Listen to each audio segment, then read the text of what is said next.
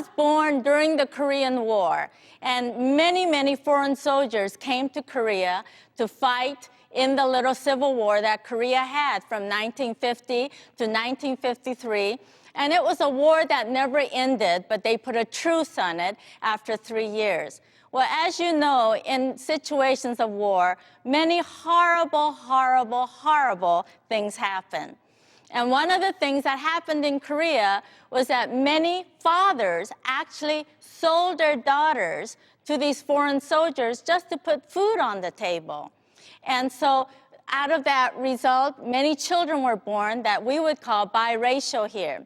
But in Korea, they have a name that they call children like me, and that name is Tugi. And I really didn't understand too much of what that name meant until years later when I looked it up and I had a Korean friend do research for me. And when you take that, it means just a slang, means mixed blood.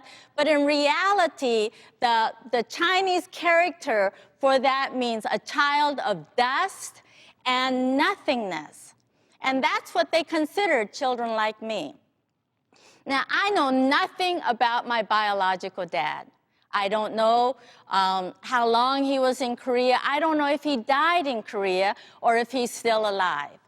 And I know really not much more about my biological mom.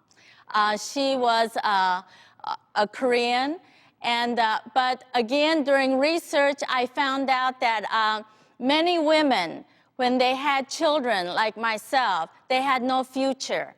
And so to have a future, many of them gave us up into adoption. And I really don't think my mom wanted my life to be what it was. And I think she entrusted my life into someone else's hand, and this person did not take care of me.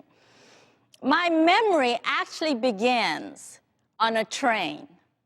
I don't know how old I was, but I was old enough to remember. And I remember getting on this train, and I remember a woman, and most likely she must have been my mother or a grandmother or someone, a woman saying to me, "Now, get on this train and go to this place, and when you get there, your uncle will be there to meet you, and he is going to take care of you." And I remember getting on the train.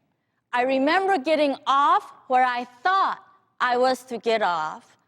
Now, did I get off at the wrong place? Or did the uncle that was supposed to come and meet me decide that I wasn't worth taking care of? Did he abandon me? Did my mother abandon me?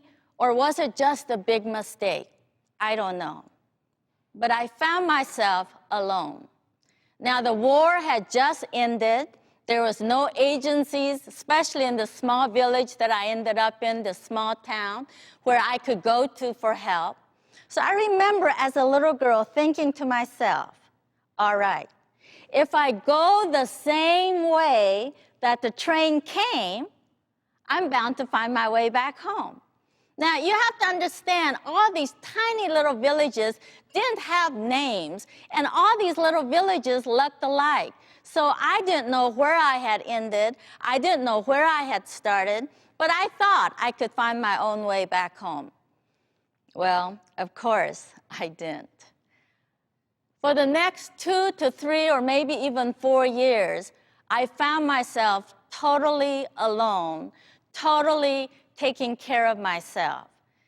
And that's why I tell my story, because I believe I stand here as a miracle of a God that decided to intervene in a girl's life that had no chance for survival.